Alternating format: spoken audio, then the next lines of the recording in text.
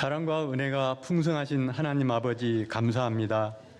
연일 강추위가 계속되는 차가운 날씨 가운데서도 저희들의 건강을 지켜주시고 거룩한 주일 주님의 전에 나와 예배드리게 하심에 감사드립니다. 저희들 온 마음과 정성과 뜻을 다하여 찬양과 경배 드리오니 홀로 영광 받으시옵소서.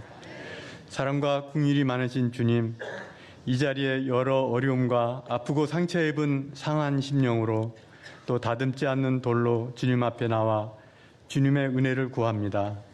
연약할 때 강하게 하시는 하나님, 위로하여 주시고 회복시켜 주셔서 하나님께 영광 돌리는 믿음의 걸음 잘 걸어갈 수 있도록 도와주시옵소서. 이 땅에 우리 교회를 세우시고 지나온 60년 동안 많은 이들을 하나님께로 인도하는 귀한 사역들을 잘 감당하게 하심을 감사합니다. 이를 기념하는 60주년 행사들을 아름답게 준비할 수 있도록 도와주시고 우리가 이룬 것보다 하나님께서 행하신 것을 기억하고 하나님 기뻐하시는 건강한 교회로 더욱 거듭나는 은혜의 해가 되게 하옵소서. 우리 한국 교회의 다음 세대와 교회 학교를 위해 기도합니다. 젊은 세대와 그 자녀들이 교회로 돌아올 수 있도록 우리들의 믿음과 삶을 돌아보게 하시고 마음문을 열어 그들을 잘 품을 수 있는 아름다운 변화도 따르게 하옵소서. 하나님의 계획과 인도하심으로 우리 교회에 아름다운 교육관을 허락하여 주셔서 감사합니다.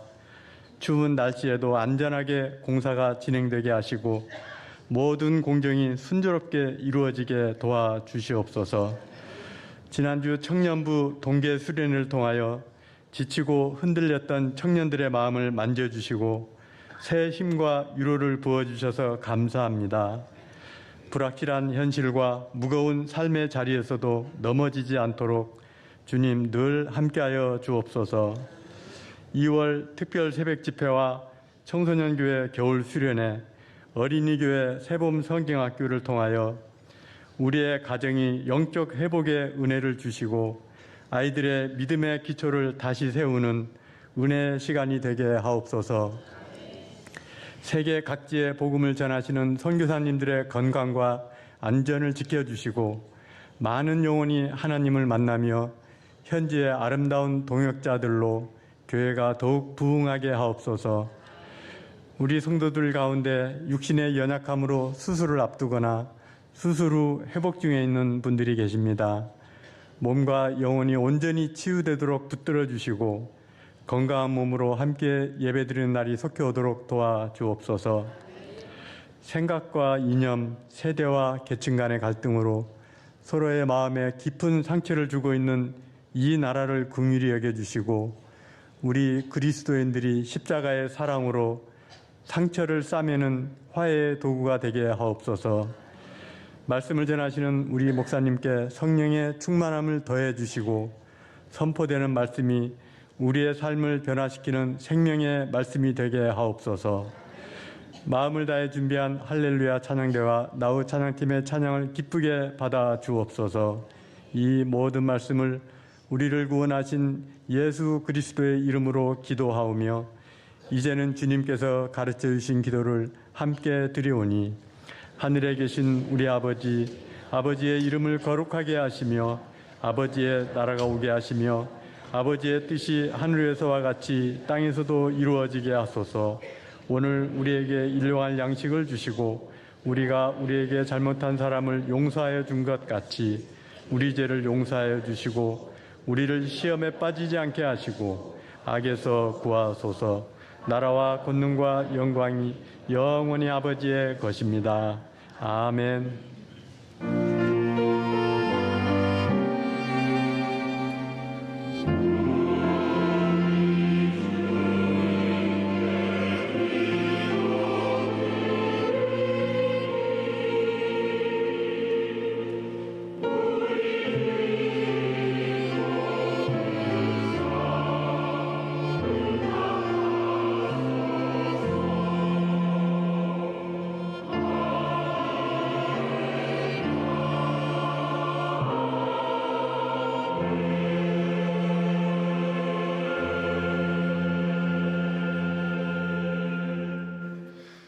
오늘 우리들에게 주시는 하나님의 말씀 보도록 하겠습니다. 신약성경 마태복음 5장 33절로 37절까지의 말씀입니다.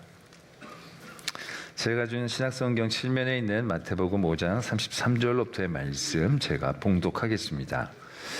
또 옛사람에게 말한 바 맹세를 하지 말고 내 맹세한 것을 주께 지키라 하였다는 것을 너희가 들었으나 나는 너에게 이르노니 도무지 맹세하지 말지니 하늘로도 하지 말라 이는 하나님의 보좌이며 땅으로도 하지 말라 이는 하나님의 발등상이며 예루살렘으로도 하지 말라 이는 큰 임금의 성이며 내 머리로도 하지 말라 이는 내가 한 터럭도 희고 검게 할 수 없음이라. 오직 너희 말은 옳다 옳다 아니라 아니라 하라. 이에서 지나는 것은 악으로부터 나느니라. 아멘. 하나님의 말씀입니다. 이 시간 할렐루야 찬양대가 하나님께 찬양으로 영광을 돌리겠습니다.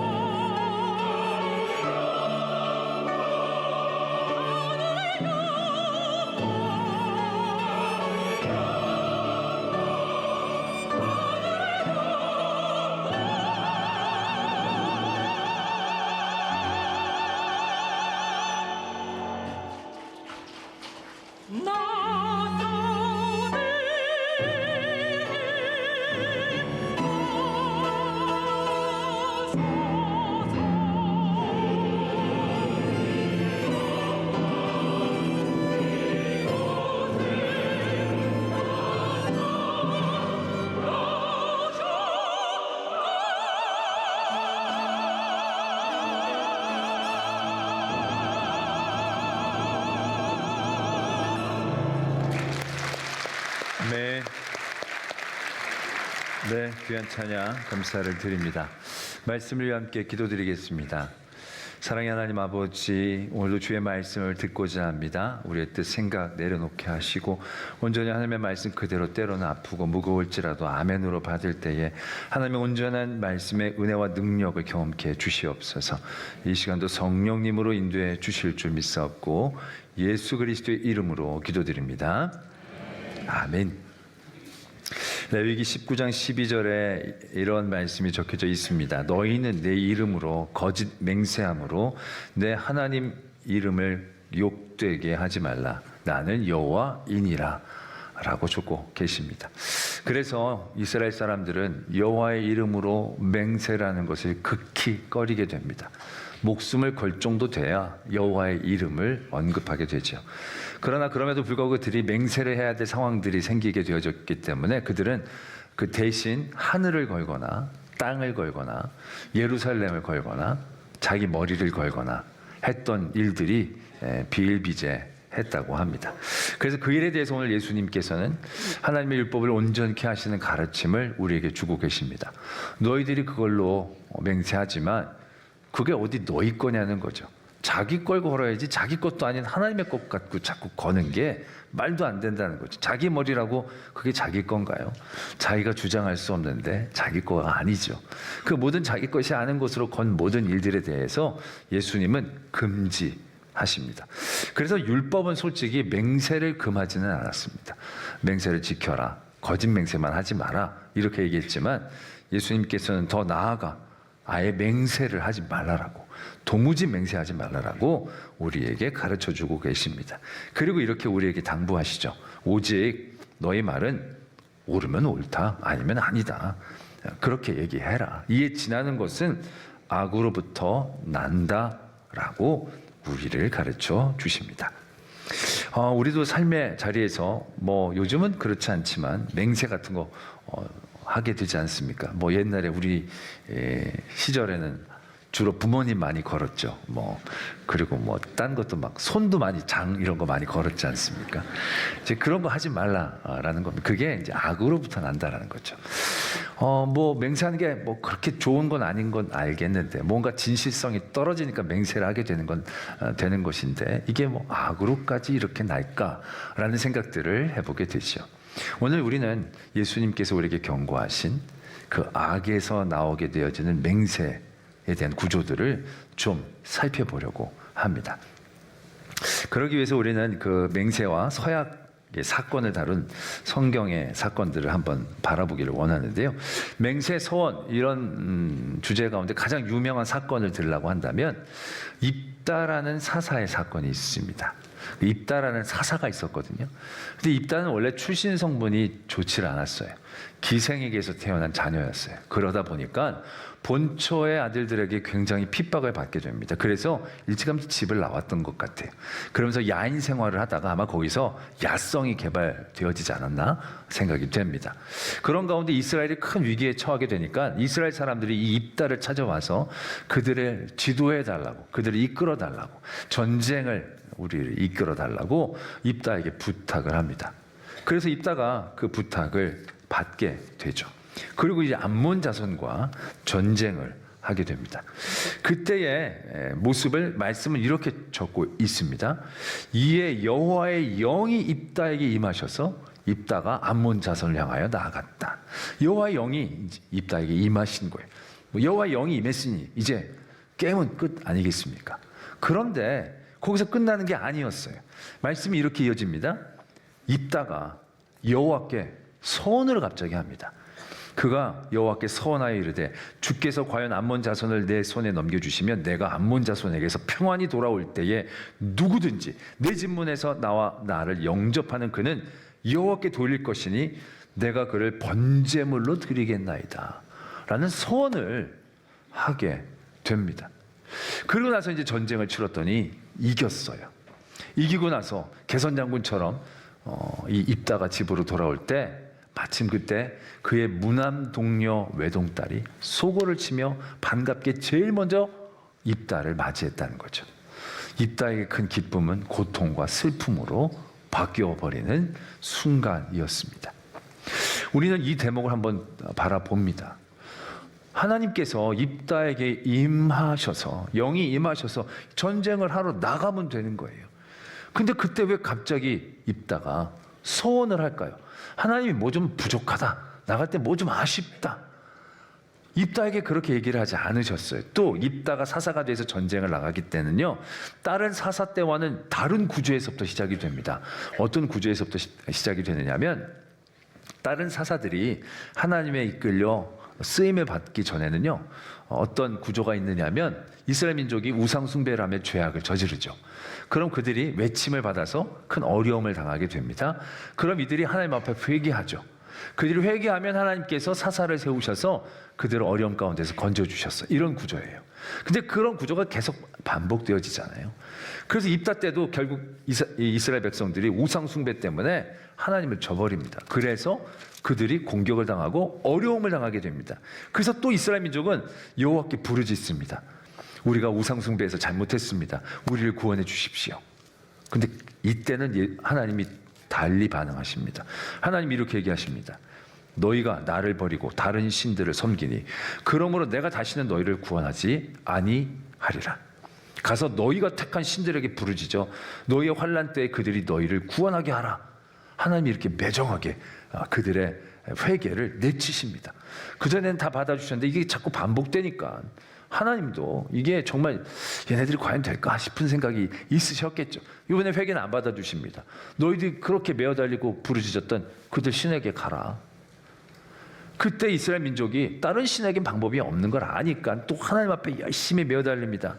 그럴 때 하나님이 어떻게 반응하시냐면 여호와께서 이스라엘의 곤고로 말미암아 마음에 근심하시니라. 말씀은 이렇게 적고 있습니다. 그러니까는 하나님께서 이 이스라엘 백성들을 구원하셔서 입다를 세우시게 되어지는 구조가요, 그전처럼 그들이 뭐 달리 회개를 하고 다시 개과천선을 하고 그들의 어떤 조건이 이런 거 하나도 없었다는 거예요. 하나님은 아예 외면하시고 그들을 바라보시지 않으시려고 했는데 그들이 너무 어려움 가운데 고통스럽게 신음하니까 그들의 고통을 보시고 하나님께서 마음에 근심하신 거예요. 그리고 입다를 세우시고 입다로 전쟁터에 나가게 하신 거예요. 자, 이런 상황 가운데서 입다에게 요구될 게 뭐가 있어요? 입다가 필요로 하는 게 뭐가 있어요? 다른 게 아니라 하나님이 불쌍히 여기셔서 그들을 구원해 주신 거예요. 뭐 어떤 가능성, 어떠한 소원, 어떠한 다 필요 없어요. 불쌍해서 해주시는 건데 뭐가 더 필요해? 더 불쌍해도 상관없는 거죠. 그냥 입다는 죽으면 죽으리다라는 마음으로 나가면 돼. 나를 택해 주신 것만으로도 감사합니다. 내 전쟁터에 나가고 승리를 주실 줄로 믿습니다. 이러면 나가면 돼요.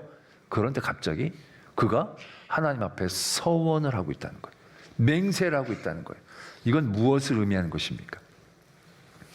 모든 전쟁의 승패가 여호와께 달려 있고 그것을 여호와께 맡기는 믿음으로 나갔다라기보다 그 스스로 승리의 갈망 가운데 붙잡혔다는 거죠. 너무 이기고 싶은 생각 가운데 그가 사로잡혔던 거예요. 이거 그대로 나가면 안 되고 뭔가 이 승리를 확실하게 할 수 있는 그 무엇인가를 내가 걸어야 되겠다는 어떤 인간적인 욕망 가운데에서 이 서원이 시작되고 있다라는 얘기예요. 그러고 나서 뭘 겁니까? 사람을 걸어요. 원래 인신제사는 하나님께서 레위기에서 금지한 거예요. 왜? 인신제사는 우상 숭배자들이 하는 거거든요. 하나님은 절대로 사람으로 재물을 받지 않으십니다. 그럼에도 불구하고 입다가 자기의 젖었던 문화권에서 내가 뭔가 강력한 걸 걸어야 되겠는데 그래야 하나님께서 더 확실하게 반응해 주셔서 내가 이길 것 같은데 뭐가 있을까 생각해 보니까 그 주변에 젖었던 문화 가운데 가장 강력한 걸 걸고 가장 간절할 때는 자기 자녀를 드리는 경우들이 있었거든요. 우상 숭배자들이. 그 생각이 난 거예요. 그리고 그에게 그렇게 하나님 앞에 서원을 합니다. 내가 집에 이기고 돌아갔을 때 처음 나온 사람, 딸이라고는 아마 꿈에도 생각하지 못했을 거예요. 근데 처음 나온 사람을 드리겠습니다. 이 자체가 참으로 말이 안 되는 상황이다라는 얘기죠. 그러한 서원의 모습을 우리는 발견하게 되죠. 결국 우리가 맹세라는 것, 하나님의 이름으로 간절히 부르짖는 것, 그러한 이 맹세하고 선한다는 것 자체가 어떠한 의의를 갖고 있습니까? 결국 하나님의 뜻, 하나님의 생각, 하나님의 어떤 섭리에 대한 전적인 믿음과 신뢰보다는 자기 것들을 관철하고 내 유익을 위하는 갈망 가운데서 이런 맹세와 서원들이 시작되고 있다는 것을 우리는 바라보게 되어진다라는 것입니다. 그런데 이 맹세가 더 무서운 점은 이것이 다가 아닙니다. 이런 생각을 해봅니다. 만약에 입다가 그렇게 집으로 갔는데 딸이 나온 거예요. 무남동녀 외동딸이 나온 거예요. 도저히 딸을 바친다는 게 말이 안 되는 거예요. 너무 마음이 아파. 그래서 하나님 앞에, 하나님, 제가 입을 잘못 놀렸습니다. 하나님께서 이기게 해 주실 줄로 아는데 내가 괜히 내 것도 아닌데 내 자녀를 걸었습니다. 내가 잘못했습니다. 하나님, 한 번만 물읍시다. 한 번만 물읍시다. 내가 안 드리면 안 되겠습니까? 차라리 나를 데려가시든지, 아니면 내가 안 데리시고도 이렇게 계속 괜찮으시면 내가 앞으로 진짜 잘하겠습니다. 이렇게 입다가 하나님 앞에 간청했으면 하나님께서 아니야, 그래도 소용없어. 나한테 서운한 건 반드시 지켜야 돼. 그리고 번개를 내려서 딸을 번제물을 받으셨을까요? 사울 왕이 되어지고 2년째 되던 해에 블레셋과 전쟁이 납니다. 블레셋은 사울의 버릇을 가르쳐주고 싶어 했던 것 같아요. 그 당시 블레셋과 이스라엘은 전력이 비교가 되지 않아요. 무기 자체가 재래식과 현대식 무기로 되어 있기 때문에 비교가 되지 않아요. 블레셋이 이스라엘에게 겁주려고 군대를 일으키고 공격을 해온 거예요. 이스라엘 민족들이 겁먹고 막 뿔뿔이 흩어지기 시작합니다. 근데 그때 사울의 왕 아들 요나단이란 왕자가 혼자서 블레셋의 진영을 향하여 돌진합니다. 그리고 한 20명을 한꺼번에 쓰러뜨리니까 갑자기 블레셋 진영에 큰 공포심이 일어나면서 그들이 흩어지고 도망가기 시작합니다. 그걸 보고 이스라엘 민족들, 숨어있던 흩어져 있던 이스라엘 민족들이 그걸 보고 사기가 올라가지고요, 블레셋 사람들을 쫙 쫓아가서 그들을 말하자면 공격하기 시작합니다. 그때 이 사울 왕이 백성들에게 그렇게 맹세를 합니다. 오늘 음식을 먹는 자들은 저주를 받을 것이다. 그러니까 먹을 시간을 아끼라는 거예요. 먹지 말고 그냥 끝까지 달려가서 완벽한 승리를 거두자. 승기를 잡았는데 뭘 먹느라고 멈칫거리면 안 되니까 오늘 먹는 자는 다 저주를 받을 거야. 그렇게 백성들하고 이 사울 왕이 맹세를 합니다. 근데 그때 요나단이 열심으로 공격을 하다가 너무 배가 고픈데 저기 꿀이 있는 거예요. 그 꿀을 조금 딱 찍어 먹었는데 눈이 밝아지고 너무 좋은 거죠. 솔직히 요나단은 앞서서 전쟁을 하느라고 그걸 듣지를 못했을 거예요. 그 꿀을 딱 먹었더니 옆에 있던 한 사람이 얘기하는 거예요. 오늘 당신의 아버지가 먹으면 안 된다고 맹세했는데 어떡하냐고. 그때 요나단이 너무 안타까운 거죠. 왜 그런 맹세를 하셨는지.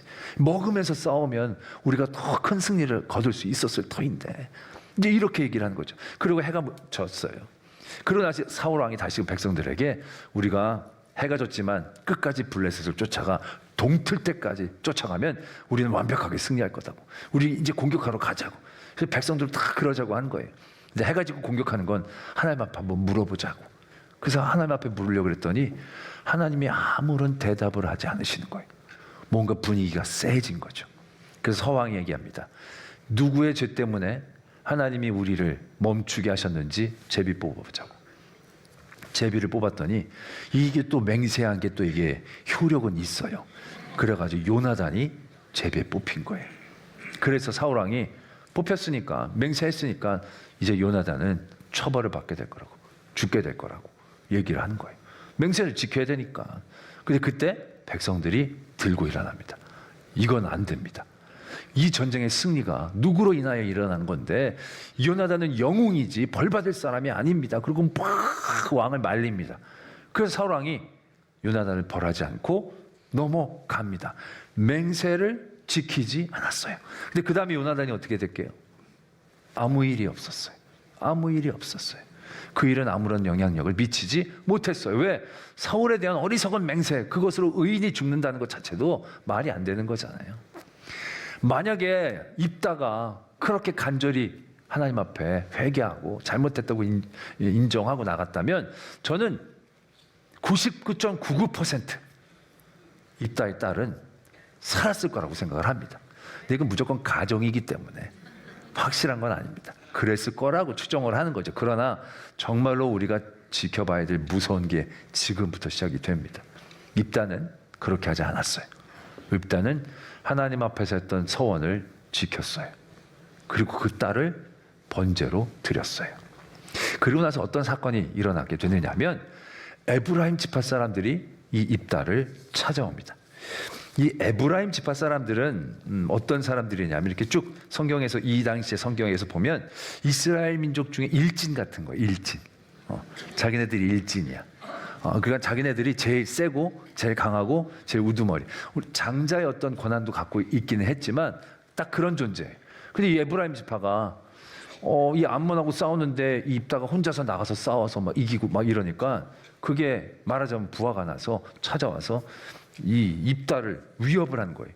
너가 뭔데 네 맘대로 혼자 싸우고 우리도 안 부르고 반드시 너와 너희 집을 불사를 것이다라고.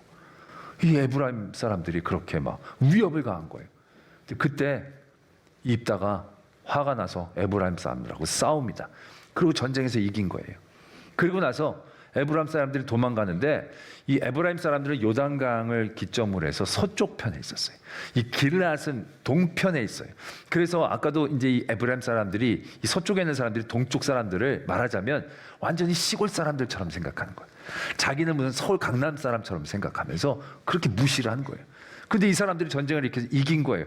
도망치기 위해서는 강을 건너야 되는 거잖아요. 근데 그때 입다가 강가를 다 점령을 합니다. 그리고 에브라임 사람들을 색출합니다. 색출할 때 어떤 방법을 쓰냐면 발음을 가지고 색출하죠. 우리나라도 영남 분들은 이렇게 된 발음을 잘 못하잖아요. 쌀 이런 거 못하잖아요. 그 쌀이라 그러면 살 그러고 아니 쌀 그러면 살 막 이러잖아요. 그러니까 이 에브라임 사람들도 안 되는 발음이 있었던 거예요. 그 시볼렛이라는 발음이 안 되는 거예요. 시켜보니까 다들 시볼렛이 안 되는 거죠. 그래서 에브라임 사람들을 거기서 색출해서 학살을 합니다. 그때 죽은 에브라임 사람들의 숫자가 42,000명이에요. 여러분 지금 우크라이나 러시아 전쟁 사망자가 그 정도 안 될 거예요. 이게 얼마나 엄청난 학살이 일어났는지를 보게 되어진다는 거죠. 이 대목을 봐야 합니다. 과연 무엇이 입다가 자기의 대적도 아니라 동적인 에브라임 지파가 자기 좀 무시하고 위협했다고 42,000명이나 죽이도록 할 수 있는 힘이 어디 있었겠는가? 명분이 어디 있었겠느냐라는 것입니다. 똑같은 경우가 있었어요. 기드온이란 사사시대에 300명 가지고 미디안을 이긴 기드온 사사 얘기 들어보신 적이 있으실 겁니다. 그 기드온이 그때도 300명 갖고 미디온을 쫓아냈을 때 에브라임 사람들 똑같이 올라온 거예요. 그리고 똑같이 얘기하는 거예요. 네가 뭔데 네가 알아서 군대를 조직하고 이기고 왜 우리 안 불렀느냐. 막 그렇게 화를 냈더니 그때 기드온은 뭐라고 얘기했느냐면 에브라임의 끝물이 나의 만물보다 훌륭합니다. 내가 한 일은 아무것도 없고 당신들이 더 훌륭한 일을 많이 했습니다. 그래가지고 그들의 마음을 진정시켜서 돌려보낸 거예요. 기드온은 그들과 대적하지 않고 그들을 잘 타일러서 보냈어요. 왜? 기드온은 이 전쟁의 승리가 전적으로 하나님의 은혜인 것을 알았거든요. 수만 명으로 싸워 이긴 게 아니라 300명 가지고 이겼기 때문에 이건 자신의 힘과 능력으로 싸운 게 아니고 하나님의 전적인 은혜로 싸워서 이겼다는 사실을 알았기 때문에 에브라임이 그렇게 나와도 거기에 그렇게 큰 화를 안 내고 잘 평화롭게 그 일들을 마무리할 수 있었던 거예요. 근데 입다는 얘기가 달라요. 입다가 에브라임 사람들이 자기한테 얘기하니까 그들에게 이렇게 얘기합니다. 나는 너희가 도와주지 아니하는 것을 보고 내 목숨을 돌보지 아니하고 건너가 암몬 자손을 쳤더니 여호와께서 그들을 내 손에 넘겨주셨거늘 너희가 어찌하여 오늘 내게로 올라와 나와 더불어 싸우고자 하느냐라고 얘기합니다. 이렇게 얘기하는 거죠. 나는 내 목숨을 돌보지 않고 목숨 걸고 내가 싸웠다. 그 목숨 안에는 자기의 딸의 목숨도 포함되어 있을 겁니다. 나는 하나님 앞에 서원한 것들을 지켰다. 딸까지 들으면서 지켰다. 내가 얼마나 이 전쟁의 승리를 위해 애를 쓰고 희생을 하고 헌신했는데 너희들이 나를 그렇게 폄하해? 그의 의가 동족 42,000명을 죽이는데 명분을 제공하고 있다는 사실입니다. 맹세가 악으로부터 나오기 쉬운 것이 이러한 구조를 갖고 있기 때문에 그렇다라는 거죠. 맹세를 하는 것도 자기의 욕심대로 할 때가 많은데 그 맹세를 지키고 나서는 그 맹세를 지키는 것이 자기의 의가 되어 어떤 일을 저질러도 괜찮은 것 같은 생각을 주고 있다라는 거예요. 사사기 뒤에 부분에 보면요, 말도 안 되는 전쟁이 또 하나 있는데 베냐민 지파와 이스라엘의 나머지 지파 간의 전쟁 이야기입니다. 베냐민 지파에 불량한 사람들이 있었는데 그 사람들을 베냐민 지파가 보호하느라고 이 나머지 11개 지파와 베냐민 지파가 전쟁을 벌이는 거예요. 처음엔 베냐민 지파가 좀 이겼어요. 그러다 나중에는 이스라엘 나머지 지파들이 이기게 됩니다.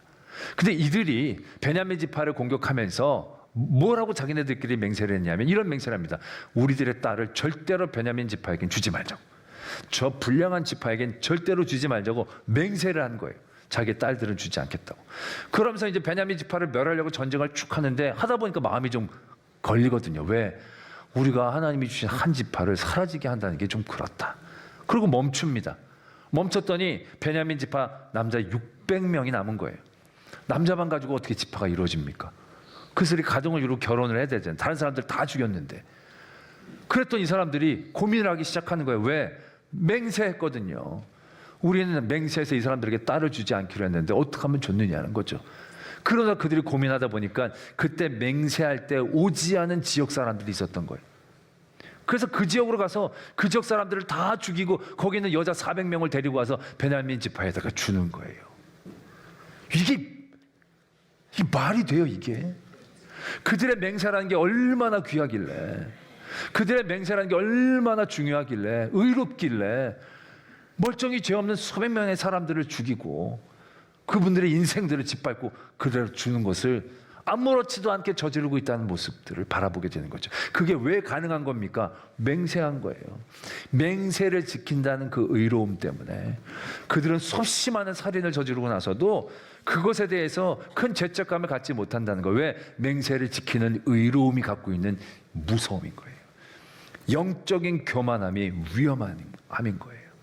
맹세가 갖고 있는 그 악의적인 위험성이 거기에 있다라는 것을 분명히 하고 있다라는 얘기죠. 말씀을 준비하다가 예화를 하나 발견을 했어요. 어떤 예화이냐면 어떤 부자가 산에 올라갔더니 이렇게 산길이 연결된 출렁다리가 있었던 거예요. 그 출렁다리 재밌잖아요. 그 출렁다리를 쫙 이제 기분 좋게 건너고 있는데 한 딱 중간쯤에 오니까 바람이 막 광풍이 막 심하게 불기 시작한 거예요. 그래서 붙잡고 이게 뭐지 했는데 바람이 뭐지 생각 안 하고 굉장히 휘몰아치기 시작한 거예요. 그래서 이 부자가 기도하기 시작했어요. 하나님, 제가 여기서 이렇게 죽으면 안 되죠. 하나님, 저를 꼭 좀 살려주십시오. 하나님, 저를 살려주십시오. 간절히 기도했는데 바람이 멈추지 않고 막 심하게 부르는 거예요. 그래서 이 부자가 이렇게 기도한 거예요. 하나님, 제가 오늘 이 다리만 무사히 건널 수만 있다면 돌아오는 주일 제가 교회 가서 1억을 헌금하겠습니다. 서원을 한 거예요. 그랬더니 바람이 거짓말처럼 잦아들기 시작했다는 거예요.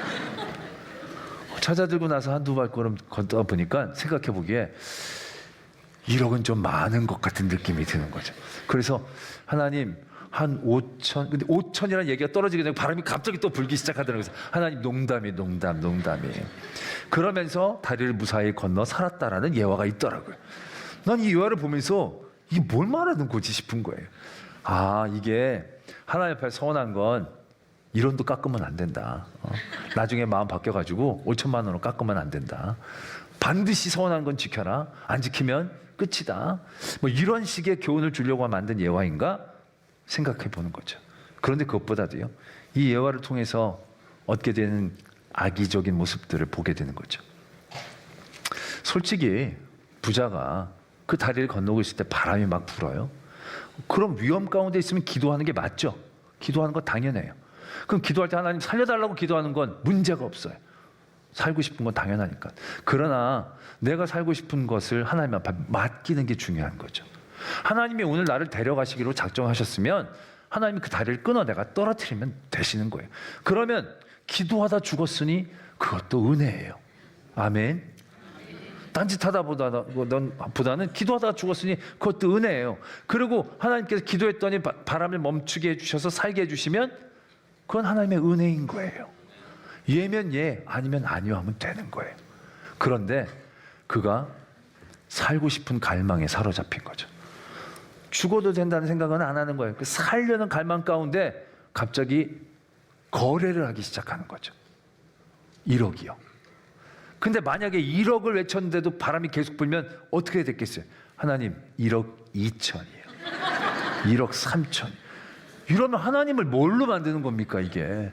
하나님이 1,2천만 원은 가지고 9천만 원까지는 죽이고 1억까지는 살리시는 그런 하나님이 돈이 없는 분이에요? 뭐가 없는 분이에요? 나 여호와야, 나 하나님이야. 그게 하나님이신데 하나님 앞에 돈으로 뭘 그게 말이 안 되는 거죠. 그런데 마치 그걸 걸면 사는 것처럼 얘기를 하는 거죠.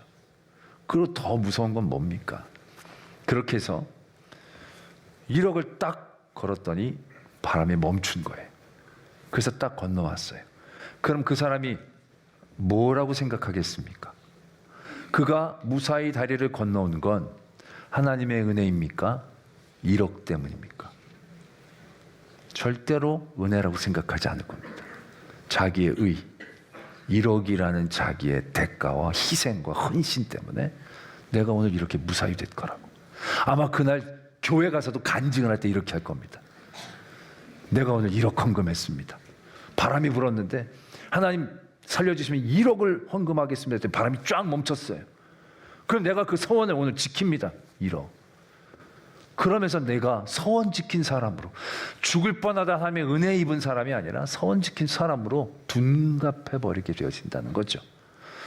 이것이 어떻게 보면 우리가 맹세하고 서원을 한다는 것이 어떠한 악을 품게 되어지는가에 대한 분명한 모습이지 않겠는가. 예수님은 그걸 분명히 우리에게 경고하신 것이지 않겠나 생각하게 됩니다. 맹세는요, 여호와 이름을 망령되이 일컫지 말라는 계명과 연결되어 있습니다. 하나님의 이름을 망령되이 일컫는다는 건 어떤 것이겠습니까? 막 함부로 부르는 것, 그것뿐만이 아닐 겁니다. 하나님의 이름은 하나님을 위하여 부르는 겁니다. 하나님을 높이기 위하여 부를 때만 그 이름이 그 이름됨을 얻게 되어진 겁니다. 그런데 우리가 선하거나 맹세할 때는 어떻습니까? 그 이름을 나의 유익으로 이용합니다. 하나님의 이름을 부르짖지만 그 안엔 내 유익과 내 갈망으로 가득 차 있습니다. 안 주셔도 좋습니다. 안 주시면 안 주신 대로 은혜, 주시면 주신 것에 더 큰 감사, 이게 아니라 반드시 받아야 됩니다. 반드시 얻어야 됩니다. 이것 걸고 저것 걸고 해주시면 이거 하고 저거 하고, 그런 나의 욕심과 갈망이 여호와의 이름으로 포장되어져서 외치게 되어지는, 이거 망령되이 일컫는다라는 겁니다. 더 무서운 건 우리가 하나님 앞에 어떤 서원과 하나님의 어떤 일들을 했을 때 그것이 나의 의가 되어지면서 이것이 마침 하나님도 좋아하시고 하나님도 마땅히 생각하시고 하나님도 양해해 주신 것처럼 착각하게 되어진다는 거예요. 입다가 자기의 동족 42,000명을 죽이면서도 내가 목숨 걸고 싸운 이 승리, 내가 서원을 지킨 나의 의가 이 사람들을 죽여도 되는 것처럼, 이것이 마치 하나님의 뜻인 것처럼 생각하게 하는 것, 그렇게 행동하게 하는 것, 그것이 하나님의 이름을 망령되이 일컫는 것임을 우리는 알아야 한다는 겁니다. 내가 맹세를 하지 않는다고 맹세를 하지 않는 게 아니에요. 내가 하나님 앞에 나오는 모든 삶의 자리에서 하나님의 이름에 담긴 내 중심을 봐야 되는 거예요. 우리가 정치하시는 분들 보면 국민과 나라를 위해, 우리는 그런 얘기 들을 때마다 다 알잖아요. 피식거리잖아요. 국민과 나라가 아니라 자신들의 권력과 자신들의 유익을 위해서 국민과 나라를 포장하는 것이 많을 때가 느껴지잖아요. 우리도 똑같다라는 거예요. 하나님의 나라와 하나님의 영광이라고 얘기하지만 그 안에 우리는 정말로 깨알같이 아주 꽉 채워서 나의 욕망과 나의 의를 그 이름의 포장지에 씌울 때가 얼마나 많이 있는가, 그걸 되돌아보기를 원한다는 거죠. 그래서 예수님은 그냥 담백하게 믿으라는 거예요. 하나님께 모든 걸 맡긴 거예요. 간절함을 포기하라는 얘기 아니에요. 간절해야죠. 간구해야죠. 부르짖어야죠. 그러나 그 모든 결과는 하나님의 것이에요. 하나님께 맡기고 주시면 아멘으로, 안 주시도 아멘으로 하는 믿음 가운데 나가야 정말로 하나님의 이름을 부르짖는 거지. 하나님, 내가 주시면 이거 하겠습니다. 저거 하겠습니다. 그러나서 그것이 이루어지면 내가 이거 서원했더니 됐더라, 내가 이거 했더니 됐더라, 내가 이거 했더니 됐더라, 하나님이 주신 게 아니라 내가 이거 했더니 됐더라가 되어질 때 그것이 얼마나 어둠과 악의적인 믿음과 신앙의 모습이 되어지는지를 우리가 알기를 원하고 계신다라는 얘기입니다.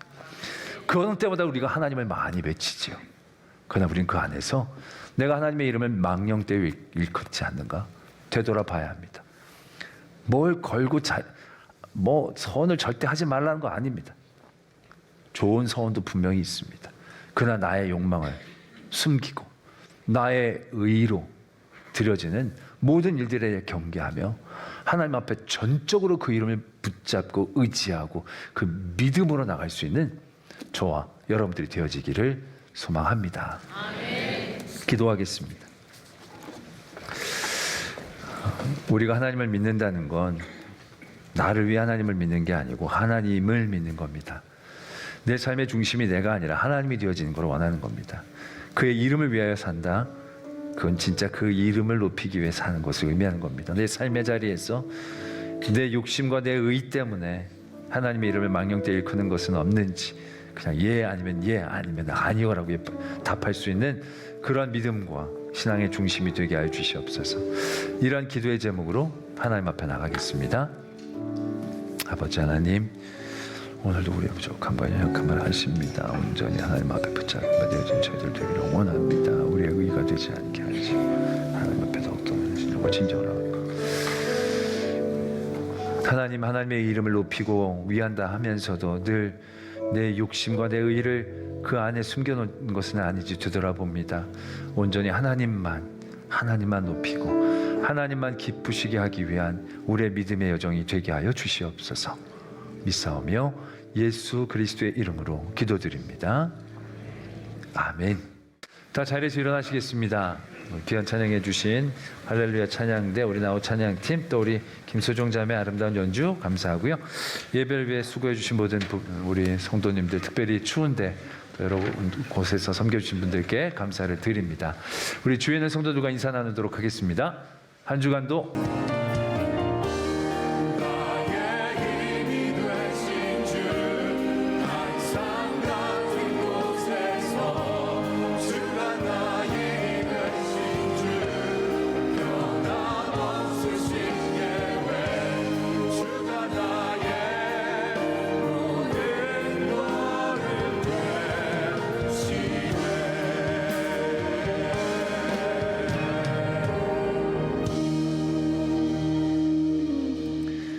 지금은 우리 구주 예수 그리스도의 은혜와 하나님 아버지의 지극하신 사랑하심과 성령 하나님이 함께해 주시고 도와주시고 교통하여 주시는 역사하심이 오늘도 온전히 주의 이름을 위하여 우리의 모든 삶의 믿음의 행전을 도전하는 성도들 위해 그 가정 위에 우리 교회 위에 이 땅과 열방 위에 이제로부터 영원토록 함께 계시기를 간절히 축원하옵나이다. 아멘.